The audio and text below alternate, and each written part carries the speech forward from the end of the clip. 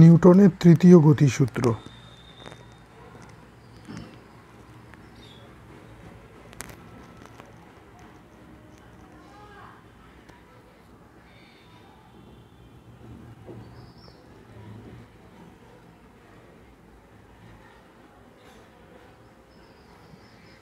এটা হলো নিউটনের থার্ড ল।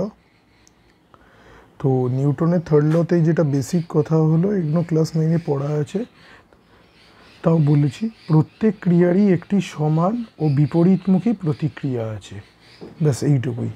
এটাকে এক্সাম্পল দিয়ে বোঝা যাক, তাহলে বেটার হবে। তো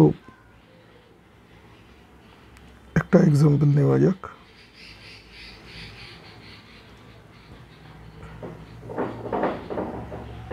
এরকম একটা বস্তু আছে,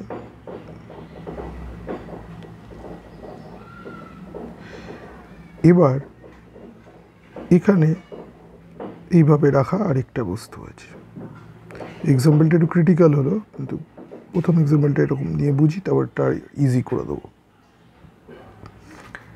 তাহলে এইটা যদি একটা বডি বি হয় আর এটা যদি একটা বডি সি হয়, তাহলে এদের মধ্যে একটা ইন্টারাকশন ঘটছে কি? হ্যাঁ, ঘটছে, কারণ এদের মধ্যে কন্ট্যাক্ট আছে।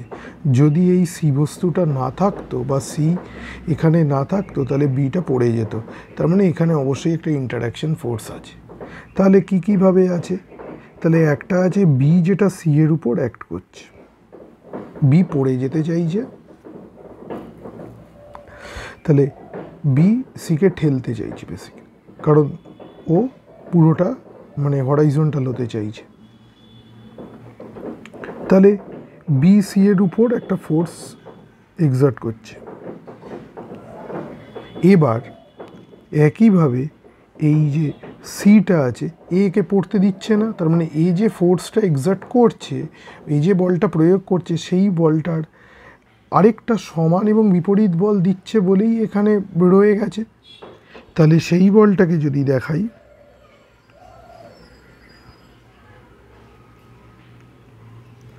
এফ সিবি, সেটাকে কি হতে হবে? আমাদের যে নর্মাল সেন্স আছে সেখান থেকে কী বলে যে এই দুটো কখন পড়বে না? যদি এই বলটা বেশি হয়ে যেত, সিবিটা বেশি হয়ে যেত, তাহলে এদিকে চলে আসতো, আর যদি বিসিটা তাহলে পড়ে যেত, কিন্তু কোনোটাই হচ্ছে না এখানে। তার মানে এই F CB is equal to minus of F BC. বলগুলো সমান কিন্তু বিপরীতমুখী। তো এর মধ্যে একটাকে যদি আমি অ্যাকশন বলি বা ক্রিয়া বলি, একটাকে যদি আমি অ্যাকশন বলি, অন্যটাকে বলতে হবে, এইটাকে যদি আমি অ্যাকশন বলি, তাহলে তার জন্য যেটা আসছে সেটাকে বলবো আমি রিঅ্যাকশন বা প্রতিক্রিয়া। এই দুটো কি হবে? এই দুটো সমান এবং বিপরীত হতে হবে, তবেই এরকম অবস্থা পসিবল। আর একটা মোস্ট যেটা লাগবে আমাদের ফিজিক্সের প্রবলেম করতে গিয়ে প্রচুর লাগবে, সেটা হলো, ভেবে নিই যে একটা বস্তুর উপর বা একটা টেবিলের উপর, যাই হোক, বি নাম একটা এ বস্তু আছে। তাহলে একে তো পৃথিবী টানছে এই দিক বরাবর, তাহলে এদিক বরাবর যদি পৃথিবী টানে, আমি লিখছি, তাহলে সেই চাপ, সেই মানে বলটা যে বলে টানছে, তাহলে এ নিচে নামতে চাইছে, সেই বলটা কার উপর পড়ছে? বি এর উপর। তাহলে force exerted by A on B. এবার কিন্তু এ পড়ছে না, টেবিল ভেঙে পড়ে যাচ্ছে না, তার মানেটা বুঝতে হবে। তার মানে এ ও একে একটা বিপরীত বল দিচ্ছে, যেটা সমান এবং বিপরীতমুখী। তাহলে এটা হলো এফ বি এ। এখানে এটা অ্যাকশন, তাহলে এটারই অ্যাকশন, তাহলে এখানেও এটা লেখা যায়।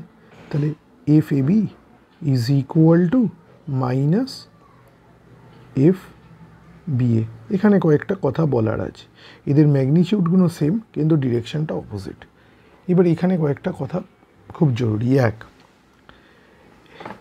এ বি এর উপর ফোর্স এক্সার্ট করছে বলে এ বি লিখবো না বি এ লিখবো, এক একটা বইতে এক রকম, এটা কোনো ব্যাপার না। যেটা আমি যেই স্কিমটা ধরবো মানে এ বি দিয়ে রিপ্রেজেন্ট করব কি বি এ দিয়ে রিপ্রেজেন্ট করব সেটা আমাকে মেনশন করে দিতে হবে। কোনো ইউনিভার্সাল কোনো ফর্ম নেই। এক।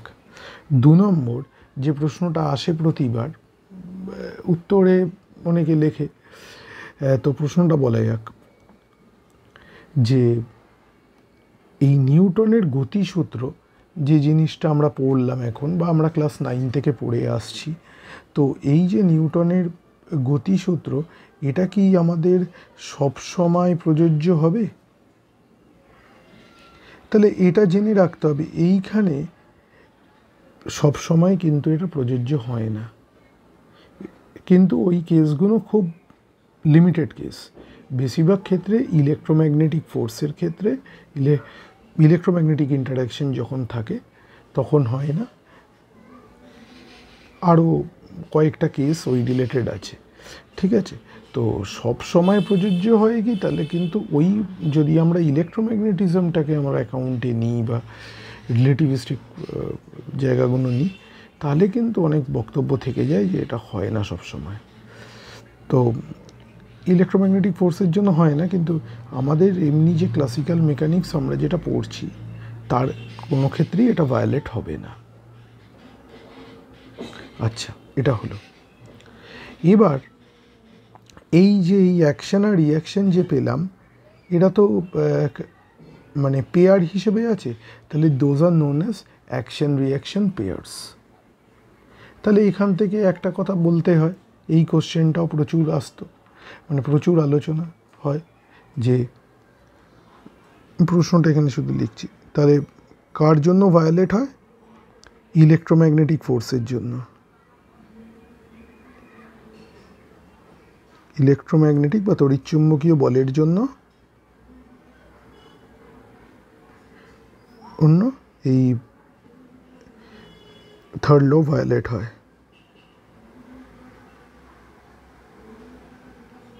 1 নম্বর। এর রেফারেন্স পাওয়া যেতে পারে গোল্ডস্টিন বা এসবে, যাক আমাদের ওসব লাগবে না, আমরা জাস্ট এটা জেনে রাখলে হবে। 1 নম্বর। 2 নম্বর যেটা বলছিলাম, তাহলে যেটা আরেকটা খুব প্রশ্ন, এটা 9এও করানো হতো, তাও যখন আলোচনাটা হচ্ছে বলে দেওয়া উচিত। তাহলে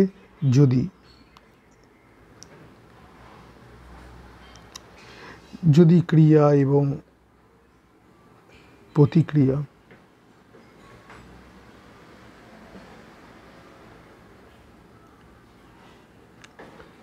সমান ও বিপরীত হয়,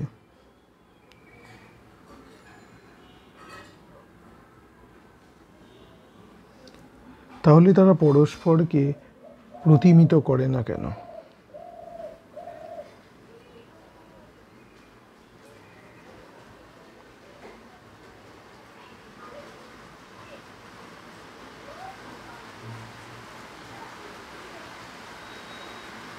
তো বা প্রশমিত, যাই হোক, এটাও আবার একটা খুব ইন্টারেস্টিং প্রশ্ন। দুটি সমান ও বিপরীতমুখী বল যখন ক্রিয়া করে বস্তু, তখন তার সেইভাবে কোনো চেঞ্জ হবে না, কিন্তু এখানে যেটা দেখা যাচ্ছে, এইখানে ক্রিয়া এবং প্রতিক্রিয়া দুটি ভিন্ন বস্তুর উপর প্রযুক্ত হয়, এই জন্য তারা একে অপরকে ক্যান্সেল করে না। যেমন এইটা একটা বিট একটা এর উপর প্রযুক্ত হয়েছে, একটা বি এর উপর প্রযুক্ত হয়েছে, দুটো ডিফারেন্ট বস্তুর উপর প্রযুক্ত হয়েছে, দুটো আলাদা বস্তুর উপর, তাই জন্য তারা একে অপরকে ক্যান্সেল করে না। কিন্তু আমরা কি জানি, যদি একটা বডি থাকে, তার যদি এদিকেও একটা ফোর্স এক্সার্ট করছি, এদিকেও একটা ফোর্স এক্সার্ট করছি, সেম যদি ম্যাগনিটিউড হয় আর যদি সেম লাইন অফ অ্যাকশন হয়, তাহলে এর মোশনের কোনো চেঞ্জ হবে না। যদি এর রেস্টে থাকে, রেস্টে থাকবে, ইউনিফর্ম, যদি মোশনে ইউনিফর্ম ভেলোসিটি নিয়ে চলতে থাকে, সেভাবেই চলতে থাকবে, অসুবিধা নেই।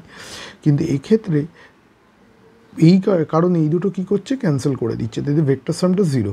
এখানে ভেক্টর সামটা 0 হবে না, তার কারণ দুটো ডিফারেন্ট বডির উপর অ্যাক্ট করছে।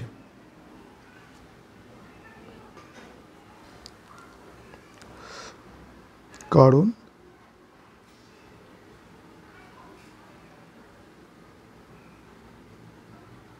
দুটি ভিন্ন বস্তুর উপর ক্রিয়াশীল। আশা করি এটা গুছিয়ে লিখে নেওয়া যাবে। যাতে পয়েন্টগুলো মিস না হয় আমি জাস্ট ইম্পর্টেন্ট পয়েন্টসগুলো লিখলাম। এর যে পরের প্রবলেমটা সেটাও আমরা জানি, সেটা হলো, এটাও আলোচনা হয়েছে তাও 9-এ, তাও একটু বলে দেওয়ার, যে একটা এটা ঠেলা রিক্সা, টানা রিক্সো আছে, এই টানা রিক্সো একজন টানছে, বা এটা ঘোড়ার গাড়ি হতে পারে, গরু গাড়ি হতে পারে, যা হতে পারে। তো মানে বিভিন্ন দিয়ে প্রশ্ন আসে আর কি, কিন্তু ফিজিক্সটা সব জায়গায় এক। যে এবার ঘটনা হলো, এ যে মুভ করছে এটা কিভাবে করছে, খুব গুরুত্বপূর্ণ প্রশ্ন। এবার কারণটা কি দেবে, যে কেন বিশেষ ধরনের একটা কিছু, কারণটা হলো যেমন লোকটি রিক্সোটাকে টানছে, রিক্সোটাও তো লোকটিকে টানছে নিউটনের তৃতীয় গতিসূত্র অনুযায়ী, এখানে তো এটা ভ্যালিড।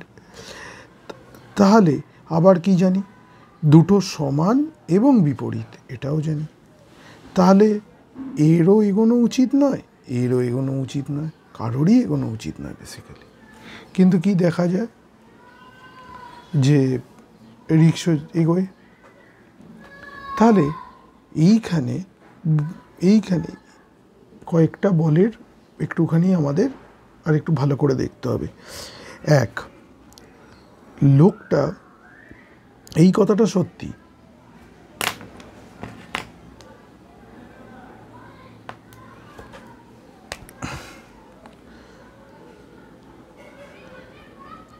তাহলে মানুষটা রিক্সার উপর বল প্রয়োগ করছে,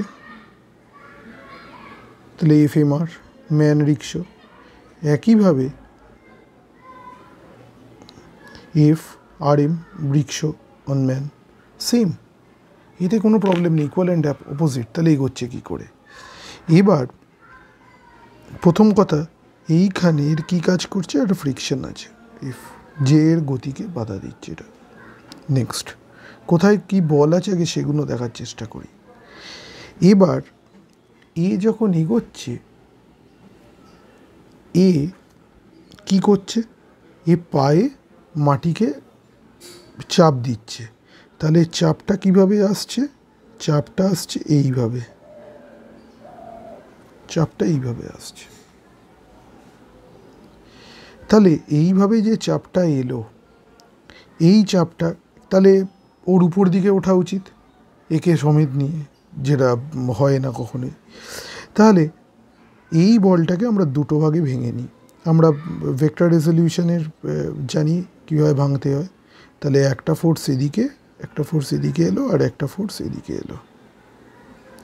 এই জায়গাটাকে আরেকবার করে দিই। এবার ও এই অ্যাকচুয়ালি আরও ডিটেলসে আঁকতে গেলে ও এইভাবে দিয়েছিল পৃথিবীর উপর বা মাটির উপর।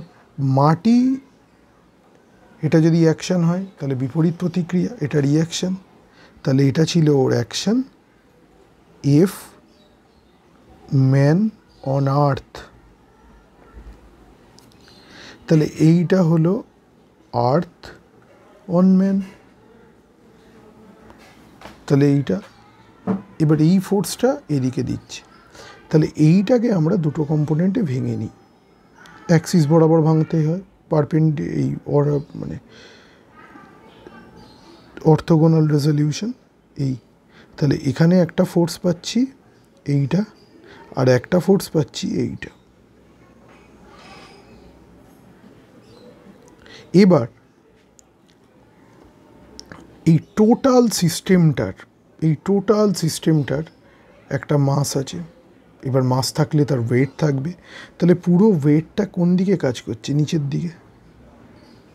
আমি এভাবে দেখাচ্ছি, ওয়েট ম্যান প্লাস রিক্সা, টোটাল যে ওয়েটটা কাজ করছে নিচের দিকেই কাজ করবে।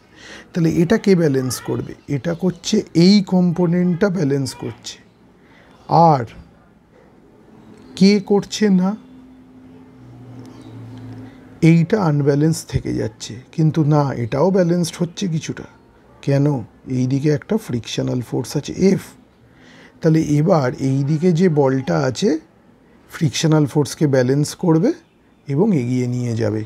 এবার ফ্রিকশন ফোর্স আছে বলে কিছুটা যে বলটা দিচ্ছে সেটা পাবে না, ফ্রিকশন ফোর্সের থেকে অবভিয়াসলি বেশি হতে হবে। আমরা এই আলোচনাগুলো আবার ফ্রিকশনে আরও ডিটেলসে করবই। সেম যদি মানুষের হাঁটাই যদি বলা হয়, এটা তো আরও কমপ্লিকেটেড কেস গেল, যদি আরও সিম্পল ব্যাপার বলা যায় তাহলে মানুষের হাঁটা একই ব্যাপার। মানুষের হাঁটতে গেলে তার ওয়েটকে ক্যারি করতে হবে, তাহলে সে কি করছে, এটা হলো, তাহলে মানুষের হাঁটাই কি, তাহলে প্রথমে ইফ ম্যান অন আর্থ, মাটিতে একটা বল প্রয়োগ করছে দ্যাটস অল, তাহলে এও কি করছে, আর্থ অন ম্যান আরেকটা প্রয়োগ হচ্ছে, প্রতিক্রিয়া। এটা যদি আমাদের মাটিটা থাকে তাহলে এবার তাহলে মানুষটার উপর দিকে ওঠা উচিত, এই বরাবর যাওয়া উচিত, কিন্তু এই বরাবর যায় না। তাহলে এবার এর বলটাকে দুটো ভাগে ভেঙে নিই, এই দিকে একটা, আরও একটু শক্ত করে যদি লিখতে হয় এফ প্যারালাল, দরকার নেই, এইটা একটা কম্পোনেন্ট আর F1, আর এটা হলো আমার আরেকটা কম্পোনেন্ট F2। তাহলে F1 কি করছে, এদিকে তো এদিকে কি কাজ করছিল, এদিকে মানুষটার ওজন কাজ করছিল WM, তাহলে এখানেও একই, তাহলে ব্যালেন্স করলো, আর এ কী করলো, এ ওকে সামনে এগিয়ে নিয়ে যেতে সাহায্য করলো, তাই জন্য এই বরাবরই এগোলো। এই এটা আরও সিম্পল কেস বললাম, এটা কমপ্লিকেটেড কেস, এটা হলে সমস্ত ব্যাপারটাই হয়ে যায়, ঠিক আছে। আচ্ছা, এই ফ্রিকশন ফোর্সটা কিন্তু গোটাটা পায়ের সাথে যেটা, এটা মিলিয়ে সব মিলিয়ে এফ দেখিয়েছি এখানে, মানে এরকম ভাবার কিছু নেই যে পা আর মাটির মধ্যে নেই, শুধু এখানে আছে, না, গোটা ফ্রিকশন ফোর্সটাকে এভাবে দেখিয়েছি যে টোটাল ফোর্স এফ এদিকে কাজ করছে, ঠিক। এর আরও অনেক অ্যাপ্লিকেশানস আছে, যেমন যে দড়ি টানাটানি, যেটা স্পোর্টসের সময় ট্যাগ অফ ওয়ার, তো ওখানেও এক দড়িটাকে টানছে এদিক থেকে ওদিক থেকে, অ্যাকচুয়াল যেটা হচ্ছে ওগুলো তো ইকুয়াল অ্যান্ড অপোজিট হয়ে যাচ্ছে, কিন্তু যেটা আলাদা থেকে যাচ্ছে সেটা হলো পাই রিয়াকশানটা, সেটাই সামনে পিছনের ব্যাপারটা ঘটাচ্ছে। একই ব্যাপার, বায়ু শূন্য স্থানে পাখি উঠতে পারে না কেন, কারণ বায়ু নেই, তাহলে বায়ু না থাকলে তাহলে চাপটা কার উপর দেবে আর কে প্রতিক্রিয়া দেবে, যে তাকে উঠতে সাহায্য করবে। এবার একই ব্যাপার, গুলতি ছুটতে গেলে পিছনে টানতে, এর আরও যদি আমি ইয়েতে যাই, ডিটেলসে যাই, এটা ওয়ার্ক পাওয়ার এনার্জি পড়ানোর সময় আরও ডিটেলসে পড়ানো যাবে। এখন যেটা আরেকটা, এগুলো বইতে পাওয়া যায় বলে আমি আর অ্যানালিসিস করলাম না খুব একটা ডিটেলসে, একটা বই তো পড়তেই হবে। এবার যেটা মোস্ট ইম্পর্টেন্ট জায়গা যেখান থেকে প্রশ্ন আসে সেটা হলো আমাদের লিফটের প্রবলেম, চলন্ত লিফটে প্রতিক্রিয়া।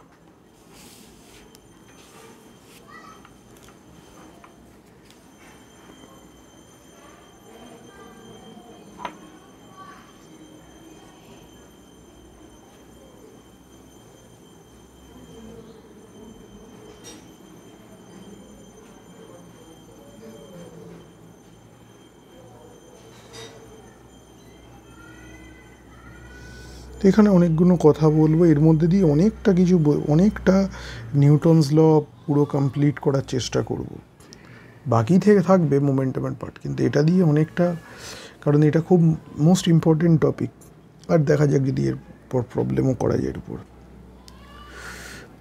তো দুটো কেস হতে পারে, এটা ধরা যাক একদম বেসিক জায়গা থেকে, যেটা আমার লিফটের মেঝেটা, কেউ একজন দাঁড়িয়ে আছে, তাহলে সে যে দাঁড়িয়ে আছে তাহলে তার একটা ওয়েট নিচে কাজ করবে, যেটাকে আমরা mg বলি, আর এই যে মানে যে ফ্লোরটা লিফটের, সে কি করবে, সে একটা অপোজিট রিয়াকশান দেবে আর, এটা লিফটে কেন, এটা যদি আমি মাটিতে দাঁড়িয়ে থাকি সেক্ষেত্রে হবে। আমি ধরে নিচ্ছি প্রথমে লিফটটা রেস্টে আছে, তাহলে এই কেসে দেখেই বোঝা যাচ্ছে রেস্টে আছে, কোনো দিকে মুভ করছে না, তাহলে ডাব্লিউ ইজ ইকুয়াল টু আর হতে হবে। কিন্তু এবার পরের কেসটা নেওয়া যাক। লিফটটা উপর দিকে উঠছে উইথ অ্যান অ্যাক্সেলারেশন এ, আগের মতনই, তাহলে দাঁড়িয়ে আছে। এবার এখানে এই বরাবর তার weight mg, W equal to mg, W নি এমজি লিখি, আর এখানে তাহলে একটা রিঅ্যাকশন কাজ করবে আর। তাহলে এবার লিফটকে উপরে উঠতে হবে, তার মানে আমাদের সেন্স কি বলে, আর বড় হতে হবে না ডাব্লিউ বড় হতে হবে? ডাব্লিউ বড় হলে তো নিচে নেমে যাবে, আর আর বড় হলে উপরে উঠবে। তাহলে কি আর এমজির থেকে বড় হতে হবে অবভিয়াসলি, তবেই উঠবে। এবার কত বড় হতে হবে? তাহলে তো এটা তো আরও একটা বল, এমজি একটা বল, তাহলে যেটা এদিকে আসবে সেটাও তো একটা বল। এবার এম যদি ভর হয় আর এ যদি ত্বরণ হয়, এ ত্বরণে উঠছে, তাহলে এই ইকুয়েশনটা দাঁড়ায়। এখন এই যে সমীকরণটা দেখলাম, তাহলে এখান থেকে একটুখানি এদিকে নিয়ে এসে কি লেখা যায়, এম কমন নিলে জি প্লাস এ। এখান থেকে বোঝা যায় যে যখন একটা লিফট উপর দিকে ওঠে ইউনিফর্ম ভেলোসিটিতে নয়, তাহলে তো অ্যাক্সেলারেশন থাকবে না। অ্যাক্সেলারেশন নেই মানে হয়তো স্টার্ট হচ্ছে, তখনও ইউনিফর্ম ভেলোসিটি অ্যাটেন্ড করেনি। তো এই সমস্ত সময় দেখা যায় যে আমাদের নিজেদের একটু ভারী লাগে। কারণ কি, আমাদের যে রিঅ্যাকশন ফোর্সটা, এই রিঅ্যাকশন ফোর্সটাই তো আমরা ফিল করি। তাহলে এই রিঅ্যাকশন, কারণ রিঅ্যাকশন ফোর্সটা আমাদের উপর অ্যাক্ট করে। নর্মালি নর্মালি আমাদের ওয়েটের যে রিঅ্যাকশন ফোর্স সেইটা আমরা ফিল করি, কিন্তু এক্ষেত্রে কি হয়, আমরা বেশি, আমাদের ওই জন্য হেভি লাগে নিজেদের। আর এবার থার্ড কেস, তাহলে কি হলো, এবার যদি লিফটটা নিচে নামে, এই অ্যাক্সেলারেশনে নিচে নামছে, সেম, তাহলে এই দিক বরাবর কাজ করবে W is equal to MG, আর এই দিক বরাবর কাজ করবে নর্মাল রিঅ্যাকশন ফোর্স। তাহলে যদি নাব দে হয় তাহলে ডাব্লিউ বড় হতে হবে, তাহলে ডাব্লিউ মাইনাস আর, আমি এমজি দিয়েই লিখছি, এমজি জালি এমজি মাইনাস আর কত, এম এ, তাহলে or R is equal to M into G minus A. তাহলে আমাদের যখন এবার লিফটটা যখন নামে একটা ত্বরণ নিয়ে, তখন আমরা নিজেদের হালকা অনুভব করি। কতটা হালকা হতে পারে একটা উদাহরণ দেখা যাক। যদি কোনো ক্ষেত্রে এটা জি এর সমান হয়ে যায়, তাহলে আর ইকুয়াল টু কত হবে, 0। তার মানে আমরা ওয়েটলেস কন্ডিশনে চলে যাব। তার মানে আমাদের এই লিফটের ফ্লোর আমাদের উপর কোনো রিঅ্যাকশানই দেবে না, ওয়েটলেসনেস কন্ডিশন বলা হয় এটাকে। আচ্ছা, তাহলে এই দুটো কেস, যখন উপরে ওঠে তখন এটা, যখন নিচে নামে তখন এটা, এই দুটো ইম্পর্টেন্ট ইকুয়েশন মনে রাখতে হবে অঙ্ক করতে গেলে। এখন এখান থেকে আমি একটু অন্য দিকে যাব, এই রিঅ্যাকশন, এই ইকুয়েশনগুলো নিয়েই। এখানে যখন আলোচনা করছিলাম, এখানে বারবার আমরা আছি দেখছি। আচ্ছা, আমি আগে ছবিটাকে 2 নম্বর ছবিটাই আঁকি আগে।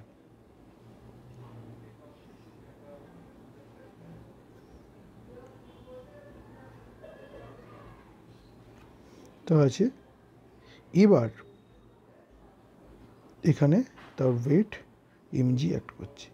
এবার যে আলোচনাটা আমরা করছি, আমরা অবভিয়াসলি লিফটের বাইরেই দাঁড়িয়ে আছি। আমরা থেকে লিফটের ভেতরে যা দেখছি সেটাকে ইকুয়েশন আকারে লেখার চেষ্টা করেছি এবং এই দুটো ইকুয়েশন পেয়েছি এবং আমাদের বিভিন্ন কন্ডিশনের সাথে স্যাটিসফাই করে যে আমরা স্যাটিসফাইড এই অবধি। কিন্তু এবার আমরা ভেবে নিই আমরা লিফটের ভেতরে আছি, লিফট ত্বরণ নিয়ে উঠছে। তো এই যে ইকুয়েশনগুলো আমরা বানিয়েছিলাম, তো এগুলো আমরা কি ইউজ করেছিলাম basically? F equal to M A. আর এফ ইকুয়াল টু এম এটা কোনটা? F equal to M A হলো আমাদের নিউটনস ল। তাহলে আমরা নিউটনস ল এর প্রয়োগ করেছি, আনব্যালেন্স ফোর্স ক্যালকুলেট করেছি, সেটাই। কিন্তু মজার বিষয় হলো যখন আমরা লিফটের বাইরে থেকে একটা বস্তুকে দেখে লিখি, আমরা এবার লিফটের ভেতরে আছি। যখন আমরা লিফটের ভেতরে আছি তখন লিফটটা নিজে একটা অ্যাক্সেলারেশন নিয়ে উঠছে। তার মানে আমরা ওখানে দাঁড়িয়ে লেখার চেষ্টা করছি ইকুয়েশনটা। তাহলে আমরা যে ফ্রেমে আছি সেই ফ্রেমটা হয়ে গেল অ্যাক্সেলারেটেড ফ্রেম। এবার এখানে দুটো শব্দ আছে। অ্যাক্সেলারেটেড ফ্রেমকে বলা হয় নন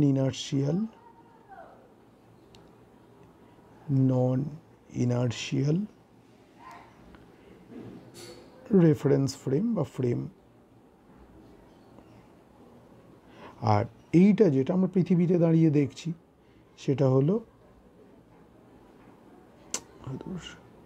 ইনার্শিয়াল ফ্রেম অফ রেফারেন্স। এখন মজার বিষয় এটাই যে নিউটনের যে গতিসূত্র হয়, নিউটনস ল যেটা আমরা পড়ছি, দোজ আর অনলি ভ্যালিড। এবার এরও একটা ব্যাপার আছে, those are valid in inertial reference frame. মানে আমি ধরে নিচ্ছি আমি একটা নন অ্যাক্সেলারেটেড ফ্রেমে দাঁড়িয়ে আমি ইকুয়েশন লিখছি, আমার কোনো অ্যাক্সেলারেশন নেই। কিন্তু প্রবলেমটা হলো তাহলে কি করা যাবে? যদি নিউটনস ল প্রয়োগ করতে যায় তো তো নিজেই অ্যাক্সেলারেশন নিয়ে উঠছে, তাহলে লিখবে কি করে? তাহলে এই যে সমস্যাটা হলো, এই সমস্যার সমাধানও আছে। এই সমস্যার সমাধান করতে গেলে আমাকে প্রথমে এই যে নন ইনার্শিয়াল রেফারেন্স ফ্রেম, আচ্ছা বাংলাটা হলো অজড়ত্বীয় নির্দেশতন্ত্র আর এটা হলো জড়ত্বীয় নির্দেশতন্ত্র, আরও ডিটেলস আছে পড়ে। তাহলে এবার কি হবে? তাকে যদি লিখতে হয় তাহলে তাকে সবার প্রথম একটাই কাজ করতে হবে, তাকে এই অ্যাক্সেলারেশন থাকা মানে ফোর্স থাকা। তার মানে বেসিক্যালি কি একটা উপর দিকে তো ফোর্স অ্যাক্ট করছে, তার মানে উপর দিকে ফোর্সের ডিরেকশন যদি লিখি এম এ অ্যাক্ট করছে। তাহলে এইটা নিলে আমার চলবে না, তাহলে এটাকে কোনোভাবে কাটাতে হবে। তাহলে এখানে আমরা একটা নতুন কনসেপ্ট আনবো, সেটা হলো সিউডো ফোর্স বা অলিক বল।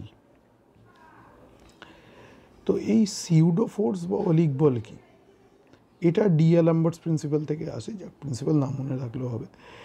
সিউডো ফোর্সের কাজ হলো এই বলটা সত্যিকারের কোথাও এক্সিস্টই করে না, কিন্তু এই লোকটা লিফটের ভিতরে বসে এই ইকুয়েশন বানাতে গেলে, এখন ফিজিক্সের নিয়ম তো পাল্টাবে না, তাহলে তার যে ইকুয়েশন আসবে সেটাও তো এরকমই আসা উচিত। তাহলে সে কি করলো? সে একটা সিউডো ফোর্স নিয়ে এলো। মানে কি? মনে মনে ভাবলো যেন উল্টো দিকে একটা বল ক্রিয়া করছে এম এ। এই বলটার কিন্তু কোনো এক্সিস্টেন্স নেই, এটা ও মনে মনে ভেবে নিল। তাহলে ভেবে নিলে লাভটা কী হলো? তাহলে এই এম এ আর এই এম এ যোগ যদি করে দেয় তাহলে কি আসবে? 0। তার মানে অ্যাজ ইফ এ রেস্টে আছে। এখন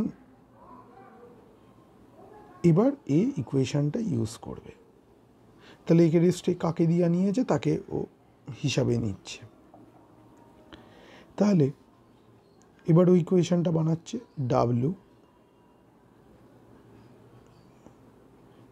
লেখা দরকার নেই। আচ্ছা, আর রিয়াকশানটা দেখানো হয়নি, রিয়াকশানটা আর, রিয়াকশান তো থাকবেই।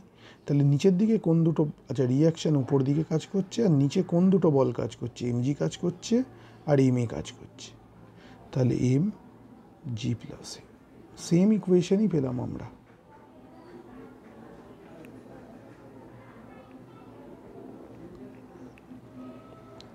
তাহলে এই এইটাকে আনা, এই যে ফোর্সটাকে ইউজ করা, এই যে কনসেপ্ট, আমরা যেটাকে আনছি, যেই বলটার অস্তিত্ব নেই, ডিরেকশনটা উল্টো করে দিচ্ছি, তাকেই আমরা ক্যালকুলেশনে নিচ্ছি। এই পুরোটাই হলো ডিএলআম্বার্টস প্রেসক্রিপশন, যে আমরা কি করে একটা অজড়ত্বীয় নির্দেশতন্ত্রে আমরা নিউটনের গতিসূত্রকে প্রয়োগ করব, কারণ নিউটনের গতিসূত্র অজড়ত্বীয় নির্দেশতন্ত্র বা অ্যাক্সেলারেটেড ফ্রেম অফ রেফারেন্সে প্রযোজ্য নয়। হলো। এবার একইভাবে যখন উল্টোটা হবে, আমাদের ক্যালকুলেশনের জন্য আর আমাদের জন্য এই কনসেপ্টটাই এনাফ। এটা বলে দেওয়া হচ্ছে, তার কারণে পরে অ্যাপ্লিকেশনগুলো করতে লাগে, অঙ্ক করার সময় যখন একটা মুভিং সিস্টেম হচ্ছে, তখন আমাকে এই কনসেপ্টটা আনতে হয়। এবার সেখানে বোঝানোর থেকে এখানে বুঝিয়ে দেওয়াটা অনেকটা ইজি হয়ে যায়,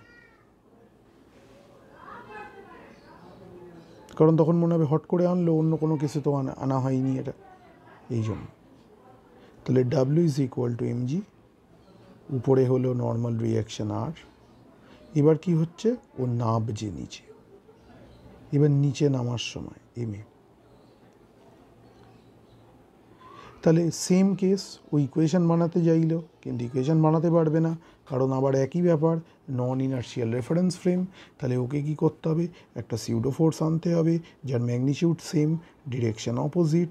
তাহলে কি করবে, এবার R plus M A is equal to MG লিখবে, উপরে টোটাল নিচে টোটাল। তাহলে R is equal to M M into G minus A, same equation তৈরি হয়ে গেল। তাহলে অজড়ত্বীয় নির্দেশতন্ত্রে আমার লাগবে যাকে, সেটা হলো আমার সিউডো ফোর্স।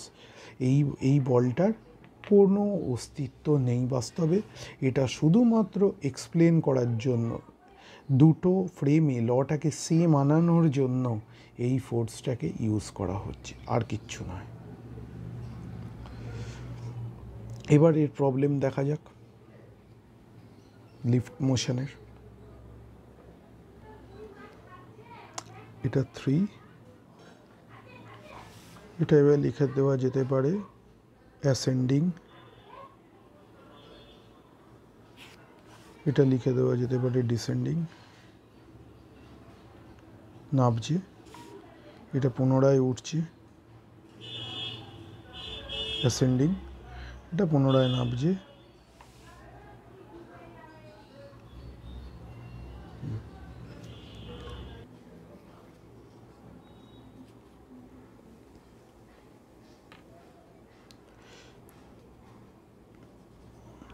একটি লিফটে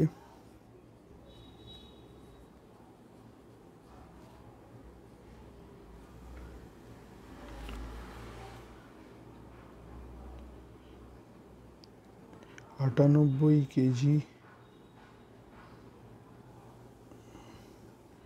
ওজনের এক ব্যক্তি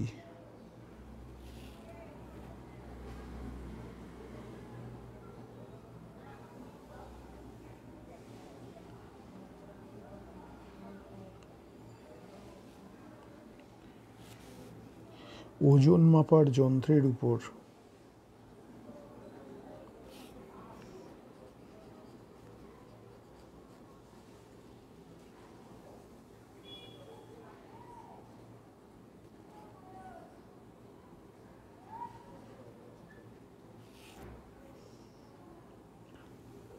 দাঁড়িয়ে আছে।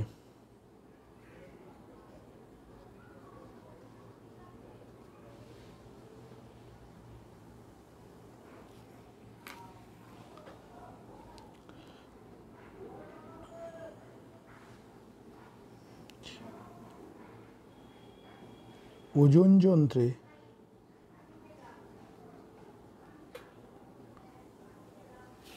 কত পার্ট দেখাবে,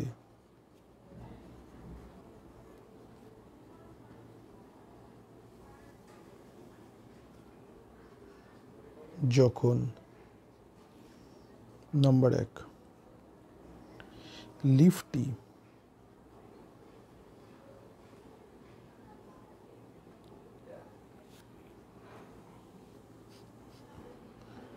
লিফট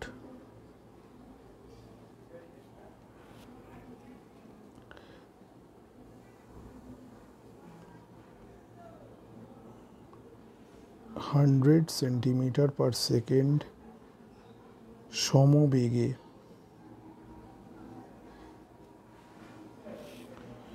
উপরে উঠছে।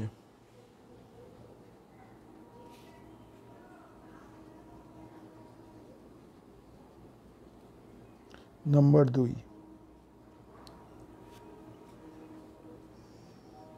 যখন লিফট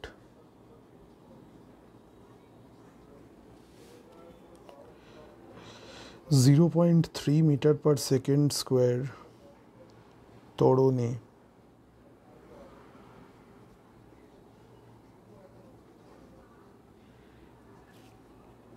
উপরে উঠছে। নাম্বার 3 যখন লিফটটি 0.3 মিটার পার সেকেন্ড স্কোয়ার ত্বরণে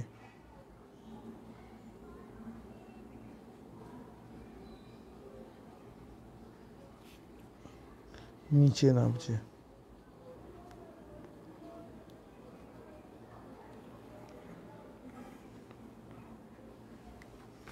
তো এর সলিউশন করা যাক একটা একটা করে।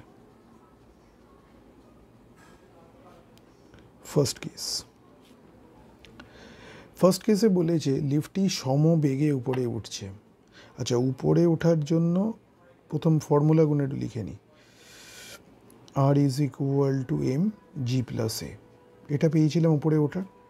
এবার আচ্ছা জি নিয়ে নিচ্ছি, জি 9.8 লিখে রাখছি, তো 9.8 মিটার পার সেকেন্ড স্কোয়ার লিখে রাখলাম।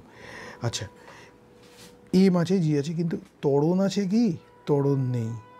তাহলে ত্বরণ যদি না থাকে তাহলে কি হবে? R is equal to M G, আরটাই তো রেকর্ডেড হচ্ছে।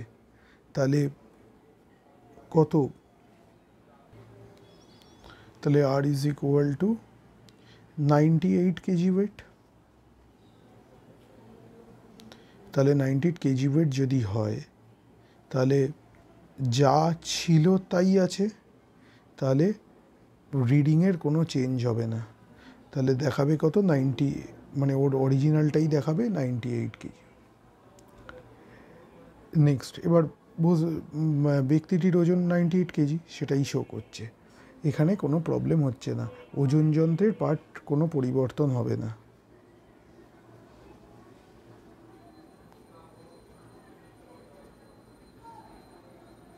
বর্তন ঘটবে না। নেক্সট কেস, এবার কি বলেছে? লিফটটি এত ত্বরণে উপরে উঠছে, same form, R is equal to M G plus A. তাহলে আমার এখান থেকে যদি ভ্যালুগুলো সাবস্টিটিউট করতে হয়, তাহলে এম ইন্টু জি ইন্টু এ। এম হলো আমার কত আছে? 98, জি হলো 9.8, প্লাস এই কত? 0.3। এটা ক্যালকুলেট করলে আসছে 989.8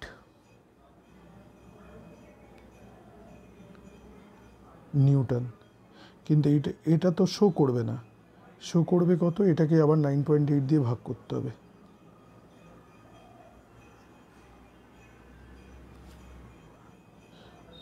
করলে আসছে 101 কেজি ওয়েট। তাহলে এইটা শো করবে, তার মানে ওয়েটটা বেড়ে গেল, তার মানে বেশি রিয়াকশন ফিল করছে, নিজেকে ভারী অনুভব করবে। Third case, R is equal to M G minus A. তাহলে 98 ইন্টু 9.8 মাইনাস 0.3, একই ব্যাপার। আমরা এটা করছি না, 98 ইন্টু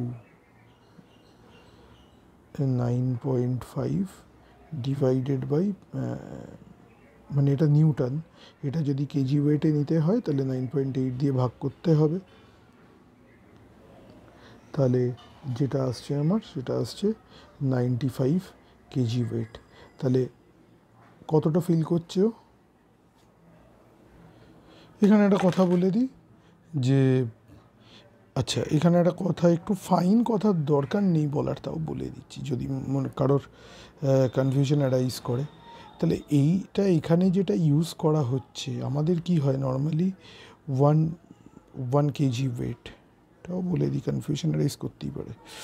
তাহলে 1 কেজি ইন্টু 9.8 যা আছে আমাদের metre per second square acceleration. তাহলে এবার এইটা যদি গুণ করা হয় তাহলে 9.8 নিউটন হয়, ঠিক আছে, এটা নর্মালি হয়। এবার এখানে আরেকটা কথা বলতে হবে যে, তাহলে আমি যদি এবার নিউটন থেকে আমি কেজি ওয়েটে নিয়ে যাচ্ছি, তখন কিন্তু আমি 9.8 দিয়ে ডিভাইড করছি, আমি কিন্তু মিটার পার সেকেন্ড স্কোয়ারটা নিচ্ছি না। মানে বেসিক্যালি এটাকে তো এইভাবেও লেখা যায়, এই পুরোটা যদি মাল্টিপ্লাই করি 9.8 kg metre per second square লেখা যেত। তাহলে আমি জাস্ট এটাকে কনভার্ট করার জন্য আমি কি করছি, আমি এই জিনিসটা দিয়ে ডিভাইড করছি, ফ্যাক্টরটা নিয়েছি আমি, কিন্তু ইউনিট নিই, মানে 9.8 মিটার পার সেকেন্ড স্কোয়ার দিয়ে ডিভাইড হলো, তাহলে তো এটা কেজি হয়ে যাবে। তাহলে রিয়াকশান কেজি কী করে হচ্ছে, মানে এই কোশ্চেন রাইজ করতেই পারে মনে, যাতে প্রবলেম না হয় এই জন্য এটা বলে দেওয়া যে বেসিক্যালি কনফিউশনের কোনো জায়গা নেই। এটা আমি একটা ফ্যাক্টর হিসেবে এখানে ইউজ করছি, এখানে দিয়ে না, কারণ এদের কনভার্সন ফ্যাক্টরে হলো 9.8 দিয়ে গুণ। যেমন নিউটন থেকে ডাইনে যখন যাই 10⁵ ফ্যাক্টর থাকে, তো ফ্যাক্টর ওটা ওই রকম, এটা কনভার্সন ফ্যাক্টর, ঠিক আছে।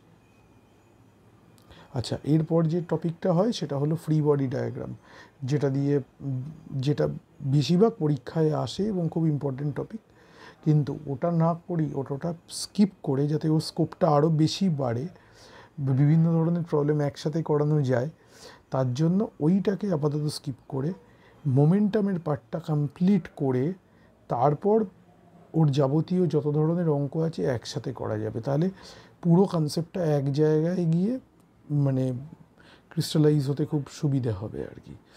এই জন্য ওই ফ্রি বডি ডায়াগ্রামটা আপাতত স্কিপ করে মোমেন্টামে চলে যাওয়া হচ্ছে। তো মোমেন্টামে চলে যাব, তারপরে মোমেন্টামটা এক্সপ্লোর করে, মোমেন্টাম কোলিশন এক্সপ্লোর করে তারপর ফ্রি বডি ডায়াগ্রামের বিভিন্ন যা প্রবলেমস আছে সেগুলো নিয়ে আর ডিসকাশন করা যাবে, তার বিভিন্ন প্রবলেমস করা যাবে, ঠিক আছে।